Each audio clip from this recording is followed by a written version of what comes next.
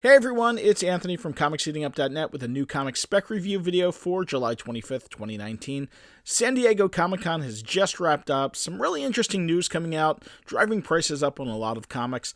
Not going to lie though, this is a smaller than normal spec week for new comics. However, this is one of those weeks that tend to have books sneak up on you. So with that out of the way, let's get into this week's new releases. Batman Curse of the White Knight #1 is a follow-up to Sean Murphy's previous White Knight series. Some of the issues heated up due to the new Harley that was introduced. I want to see what surprises are in store for this issue. Fearless #1 is Marvel's new all-female book, launching this week. Separate stories focusing on Captain Marvel, X-Men Storm, Spider-Gwen, and even Millie the Model. This one could be interesting. Guardians of the Galaxy #7 starts the Death of Rocket Raccoon storyline. Now, I'm sure Cates has something up his sleeve on this one. House of X #1 is Marvel's big book of the week, relaunching the X-Men. A ton of cool covers on this one. Swordmaster #1 features the new Agents of Atlas character in his own solo series. Now, these books have cooled off just a little bit, and the solo series haven't done as well as the first couple of new Agents of Atlas issues had. However, it's still worth checking out. Valkyrie Jane Foster #1 could end up being the biggest book. It could be one of the surprises. With Jane Foster becoming Thor in the new Thor movie, we could see her end up being Valkyrie as well, perhaps. You never know. A bunch of cool covers on this one as well. Web of Venom Funeral Pyre #1 is continuing the lead up to Absolute Carnage. For weeks, the serial killer Carnage has been hunting former symbiote hosts and killing them.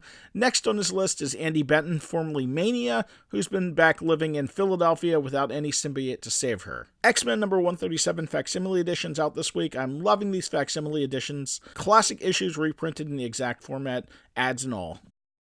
Starpig #1 is the strangely titled but awesome sounding new IDW series. IDW recently had to hit Kanto, which was a surprise hit, but it was plagued with some printing issues, and I've noticed a couple of IDW titles lately have had the same printing issues. This is the story of a geeky 16-year-old girl named Vess, who gets packed off to her summer camp at Space Camp, which is literally in space. Tragically, a shuttle accident sends her and the rest of the passengers careening towards a cold, frosty death among the stars. But when a gigantic, spacefaring water bear miraculously rescues Vess and her beloved Retro Disc Man, it's the beginning of an extraordinary friendship and an incredible journey home, all set to the nostalgic tunes of Vess's 1990s heavy playlist.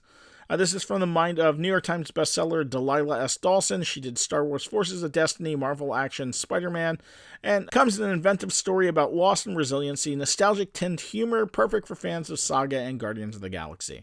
At the end of your Tether 2, A Ribbon of Road, the first issue was excellent in this series. It was a great read. Didn't really heat up, but like I said, it was absolutely a great read. Looking forward to the story unfolding. Well, that's it for me this week. I want to give a big shout out to Mel V and everybody who was on his Drunken Comics podcast the other night, Saturday night. We spent 2-3 hours talking about just comic books, and it was good fun. Nice meeting a bunch of guys from different groups. Anyway, let me know if you see something I missed. Thank you all for watching. Please give the video a thumbs up and subscribe to the channel if you haven't done so. We will see you next week.